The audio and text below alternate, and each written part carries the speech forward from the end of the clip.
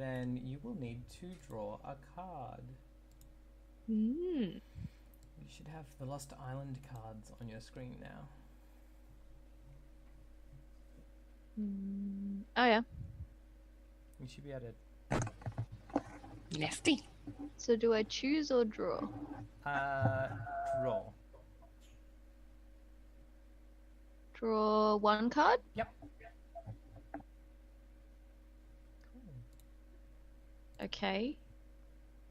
Oh, Oh, sorry. do I... It says you want to steal this card from my hand. Oh no, yeah, just cancel or whatever. Yeah. Okay. I was trying to look at it, but you should be able to drag it onto the screen, onto the playboard. Mm-hmm.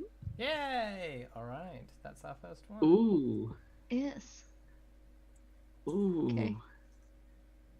All right, I so like this. Move the Magus onto there. That looks cool. Hmm. And this is exciting because of like our interactions with crystals before. Mm-hmm. Yes. Yep. Ooh, cool. Cool. So do you want to move the Magus onto the Crystal Island for us? Yeah.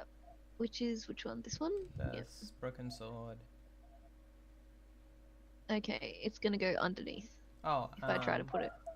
Yeah, I can do this. Is Wait, there a I can way? do that. Okay. How's that? Alright, cool. Awesome. Okay. The moving light. Alright, so I'm gonna say that the Magus eventually awakes from her weird magical Nap. sleep. I mean, we can skip ahead a couple of days if you want, or we can find this in the storm. I don't know. I mean, I feel like it's going to be kind of a quick thing. I feel like she's going to wake up, and is still kind of groggy from her sleep. Maybe a day has passed. Mhm. And yes, so she awakes, still weak, I would imagine, but mostly from sleeping for a whole day and not quite being with the world. I'm imagining being in a kind of angry, multiple voices sort of, or like one voice as lots, state would sort of take it out of you. So she awakes, no longer in the crow's nest, I'm gonna say. Yeah. I mean, after an hour or so, I or probably less than that, I would have fetched help and Yeah. put her down. Yeah. Yeah. Just a whole party of people climbing to the crow's nest to like bring her down. Yeah. So I think she awakes in a bed in the crew's quarters, because it's not a fancy ship, so it's not like she's gonna have a special kind of place to stay. Feeling a bit dazed but refreshed. I think kind of surprised by how she feels. Testing her strength, I guess. She decides she's going to try to stand up, so she kind of tentatively sticks her foot out of the bed and like tries to do a bit of a walk. I think she doesn't really like the idea of just kind of being down there alone. I think she'd rather be with sort of her companions. So she walks through the quarters and up onto the deck, where she finds the butcher, having, I imagine, that you would have been awaiting her kind of revival. Yeah. Question. So she yeah. Are we like still like a day later? Are we still in this like intense like storm fog cloud thing? good question. I like that. I mean, it was like it was pretty intense. I feel like it's a multi-day thing. Yeah. Yeah. That's a good. Sorry for interrupting. Mute. No, I think that's a good question. I think it's probably still kind of wild, but the Magus is kind of feeling a bit like hopeful, I guess. So she kind of doesn't really pay attention to it because she's just woken up feeling slightly less like death. So I think she's just happy to be alive in this moment. So I think she finds the butcher and sort of gently rests a hand on her shoulder, and she says, "We were successful." It would appear that way. Yes. Yeah. I feel much better. Yeah, you definitely look better too. Yeah. I'm glad it wasn't in vain. You did a wonderful thing. You made such a sacrifice, and it seems it wasn't for nothing. So, we can take pleasure in that.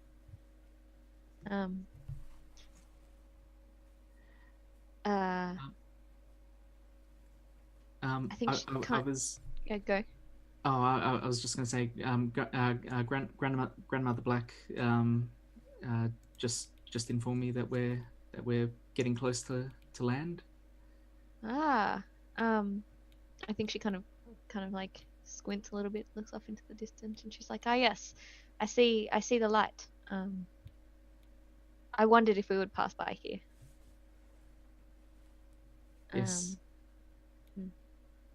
I think this is the place I saw in my when we were I don't know, when I had that magic vision, I guess. Yeah.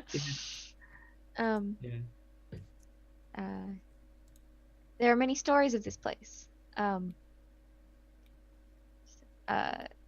I think that I'm gonna take it kind of literally and say that in the distance she does see a light that's kind of moving, but in a sort of above the island, like as if something's sort of flying above it, which is I guess kind of strange because they're in the middle of a giant storm. But she doesn't seem bothered. She just mostly seems kind of happy that it's as she expected. And I think she says, we must really be making progress. I think she says, I wasn't sure we'd make it this far.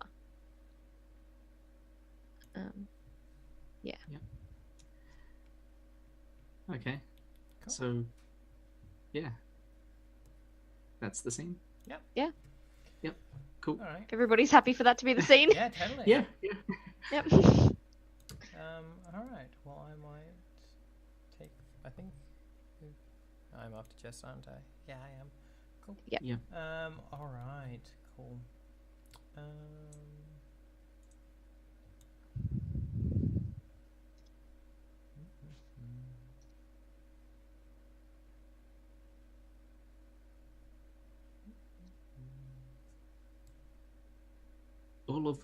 All of these choices are really interesting. Yeah. I'm trying to work out which one I want.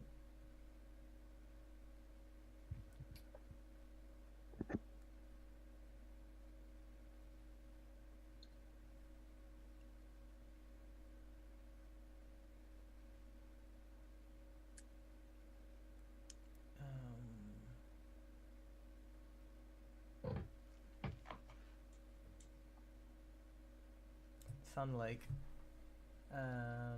So yeah, we're. I'm gonna grab Caspian again because I keep stealing Caspian from the scenes. Sorry. Sure. Yeah, that's fine. So I think like this.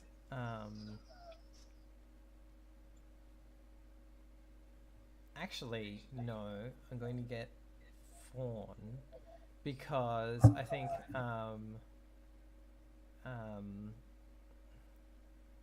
I think yeah, so like the Sun Lake is this huge section of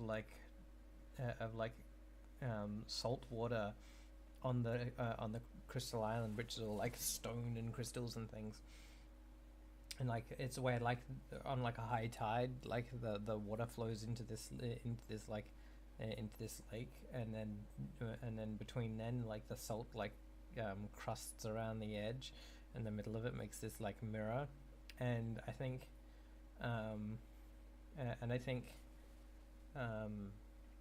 River is like standing there like looking into it, and then like Fawn comes up behind her and like startles her, and she's like, "You've got to stop doing that." And she's like looks at it, and she's like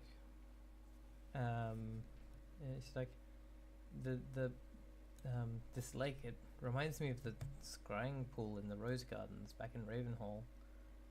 So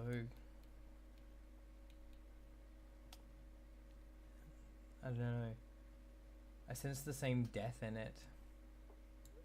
And she's like, my life has been about bringing new life into the world, and yet this whole journey has been plagued by an absence of it. And she's like, she like looks over at you and is like, except for you, something is that energy, that thing you do. And she's like, referring to that thing, she's like, that is not like what the rest of what we've seen. It's... How did you say that? And she's like, pauses for a second, and she's like,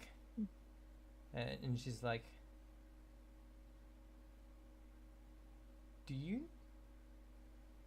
feel the magus when you do magic now?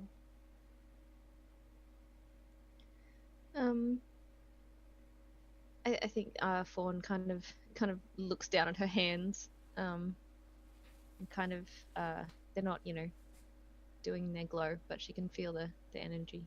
So she's kind of just looking at them. And she says, I'm starting to wonder if maybe I always could.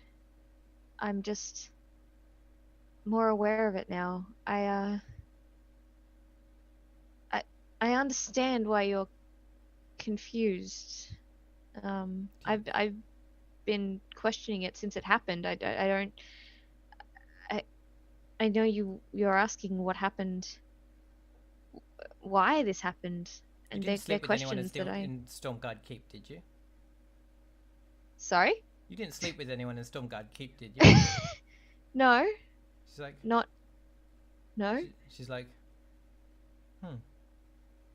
your aura seems like that of someone who's with child. Oh. I think Fawn looks kind of alarmed, and she's like, that would be an interesting turn of events for me. She's like, considering what we've seen, it would be an interesting turn of events for everyone. I think she laughs. She's like, that's true. I guess it's hard to know what's normal anymore. Maybe I should reevaluate my ideas of what the world should be. She's like, if you haven't started doing that already, maybe we're in trouble. And I think that's the end of the scene, right? Like, I love it. Yeah, that's... I love it. Cool. I think that makes it Emily's turn. So she took the one that I wanted. Oh, I mean, I could do it as well. No, no. I was trying to No. I was like, Totally okay. I was trying to guess which one people would want and like step off. No, I'm totally kidding. I mean, I did, but it doesn't matter. Hmm.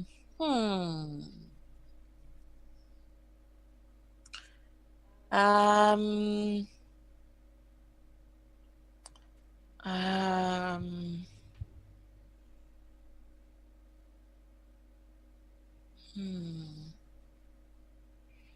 Oh, this is really a tough one. I was so entranced by that interaction that I wasn't thinking while you were doing it.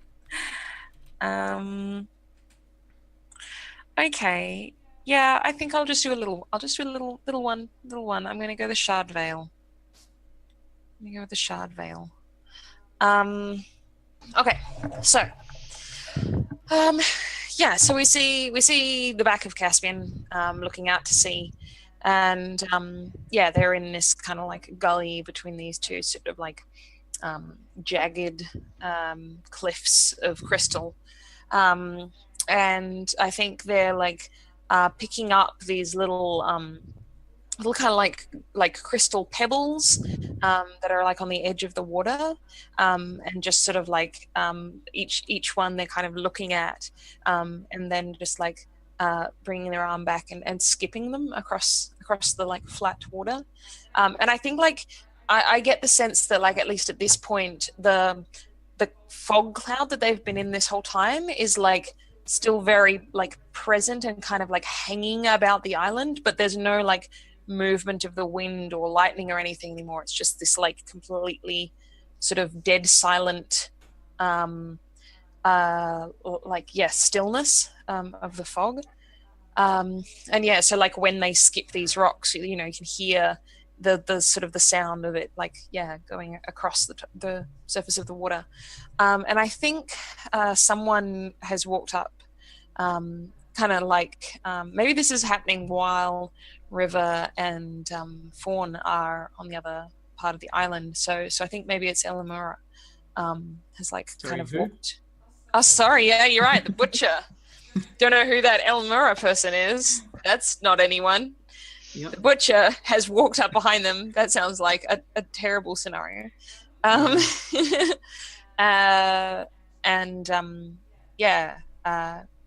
she say anything?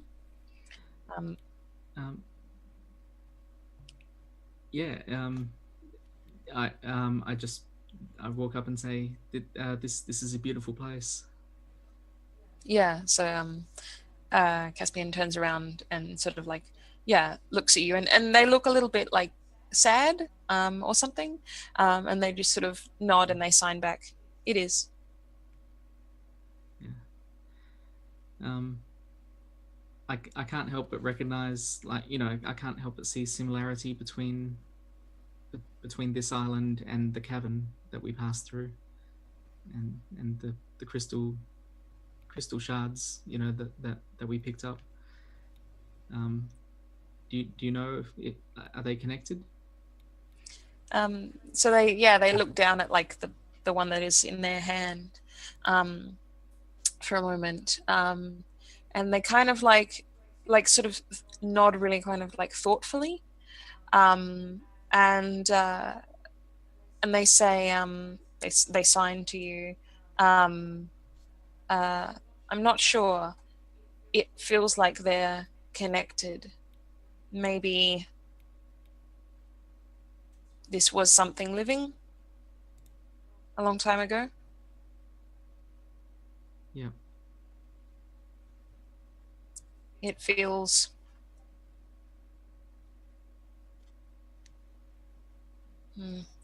like sleeping or like dead here.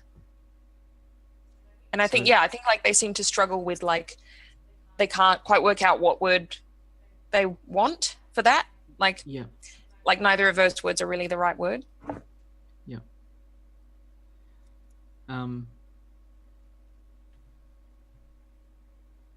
So perhaps this is a better question for the Magus, but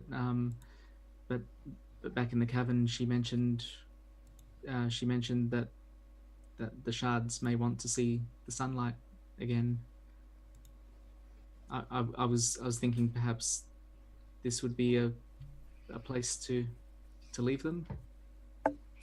Yeah, so Caspian nods, and they like I think they like reach into their like bag and take out like the ones that they brought with them, and they kind of like sort of like lead you over to like the edge of the water, and they like place down the ones that they had, and sort of look at them for a moment in amongst the other like sparkling stones. And I think there's this sort of thing where like once we place them down, they kind of like cast a glow through the like the surrounding sort of, because it's like a beach of gems, right? Yeah. And I think they sort of like they stand there kind of looking at it solemnly for a minute, and they say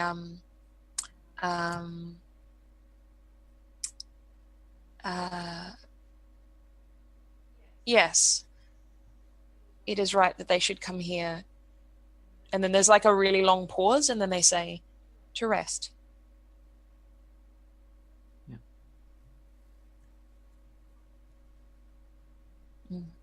Yeah, Cool. I think that's it. Yeah. Yeah. That's what I Yeah, close that scene. That's beautiful. Yeah. Um, Oh, that's mine. it's up to you.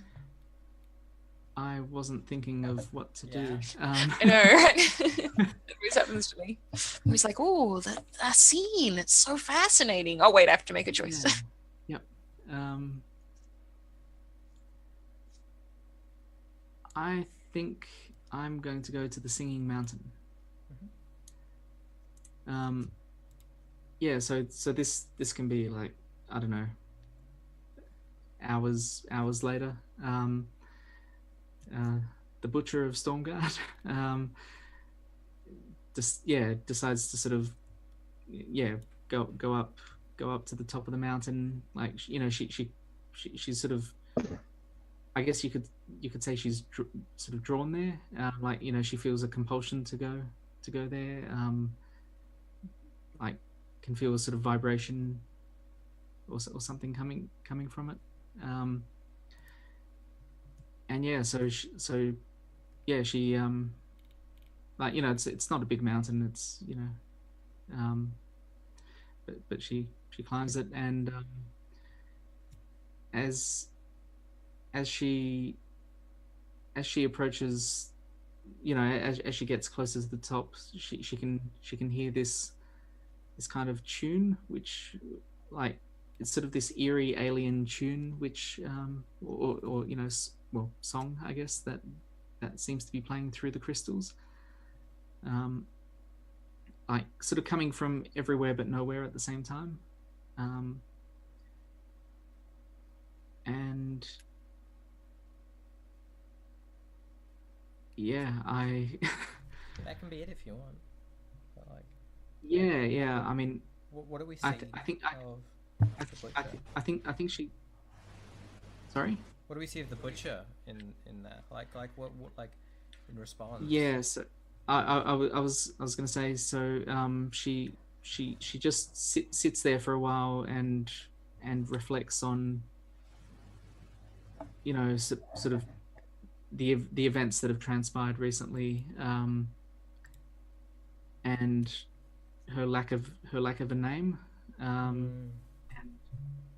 and sort of kind of mentally reaches out to the, you know, to the mountain. Like, you know, she kind of, like, you know, she can kind of feel that it's alive in some way, and I don't know, perhaps just talks out loud and you know, about how she feels empty without a name, and does somebody want to play the mountain, perhaps? Can I play the mountain? Yeah. I want to play the mountain. Yeah, okay. So she's thinking about how she doesn't feel complete without a name. Okay. And is trying to find a name. So yeah, I think she kind of hears it's less like she hears sort of like a voice, but more that like in her mind, I think that the sort of the song resolves into something that feels like the pattern of speaking. And after a little while, she kind of, gets a sense of like it becomes more and more like speech. And this, in this kind of like musical voice, the voice of this mountain says, names are overrated. Sometimes we live long enough to forget our names. That is not something I'd considered. My kind are short-lived. And names have an importance in our culture. What does a name give you? Individuality, identity. The closest thing I have to a name right now is a reminder of unpleasant things. It's something I thought I'd left behind with my previous name, but it has followed me regardless. I do not want to be called by that name, but I do not know what else. Like, I do not have another option at this time. I think there's like I think there's like a long silence, or rather like the music sort of goes back to just being like a kind of a drone for a little while, almost, and you get this sense of like thought happening, and then I think that the voice comes back and says, I do not fully understand this need to be one and not many. It sounds like a fear of death. I cannot give you a name, but maybe I can give you something. And I think at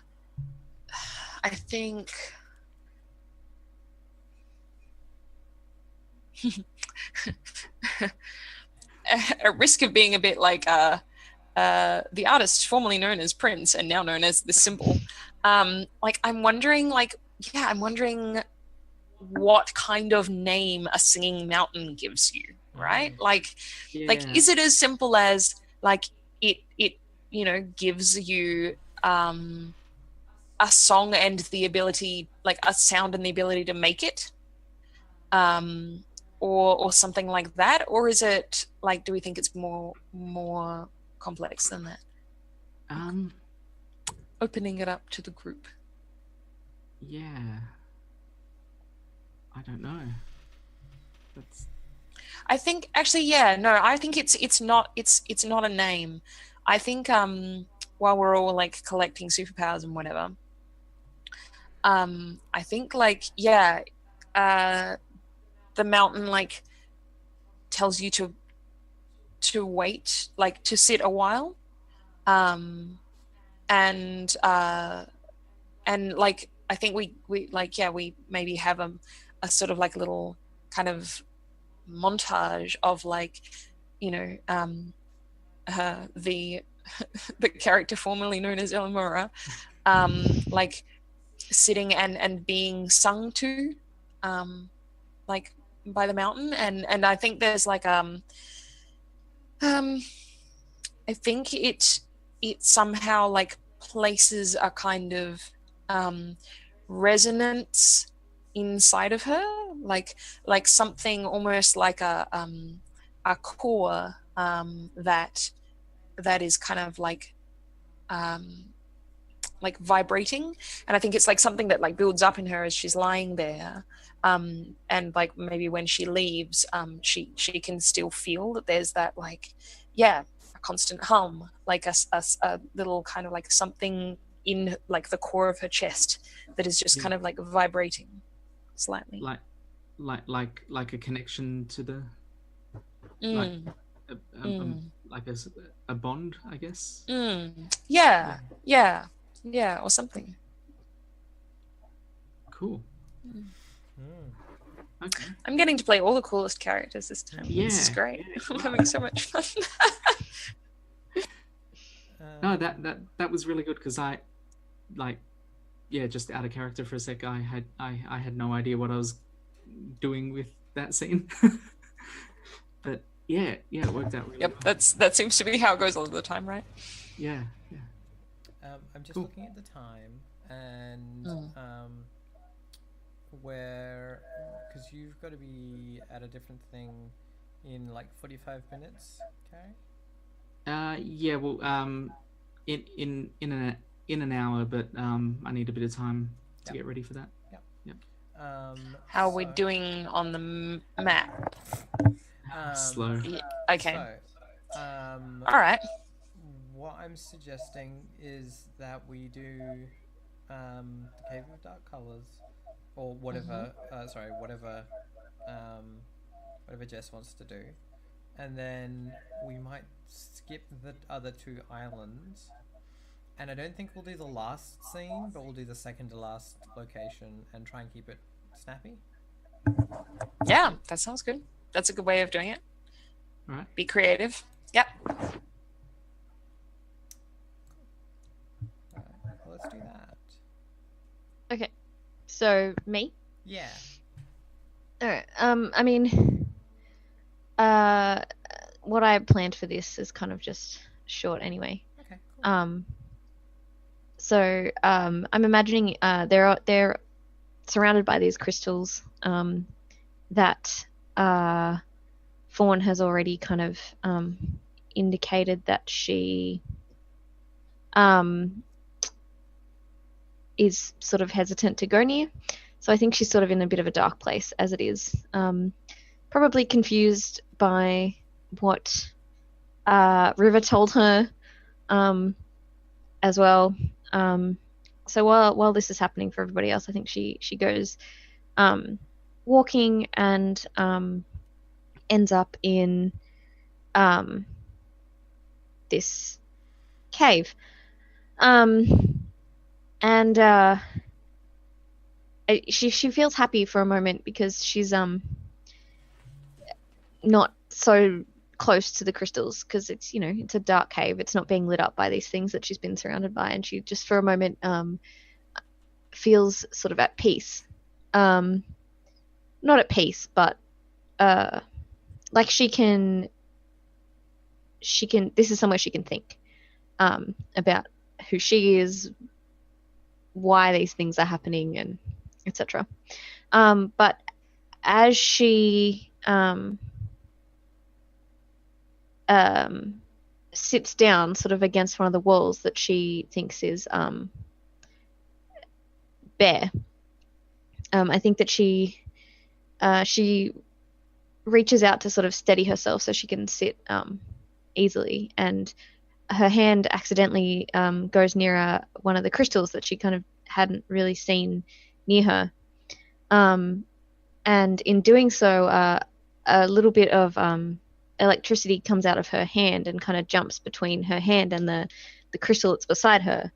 And I think she gets a fright because she was sort of finally letting her guard down and feeling like she was not going to be hurt by these things. And as the energy transfers between her hand and the crystal, she just kind of lets out a bit of a yell, and is just filled with this sense of frustration. Like she's not content with where things are. She doesn't know what's coming next, and I think it's all just a little bit much for her. So by herself in this cave, she starts to cry, and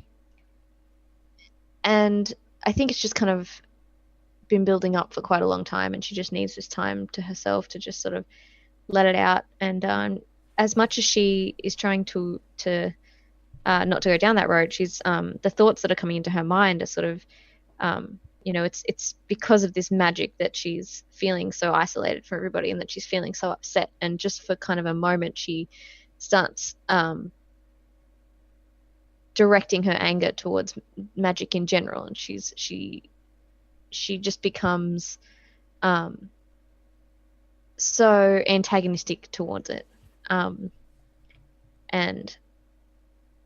starts just briefly having these flashes of thoughts like, oh, you know, maybe magic isn't worth saving if this is what's going to happen, and maybe I was wrong about the things it can do for the world, and just thinking all these things to herself as she just kind of sits there and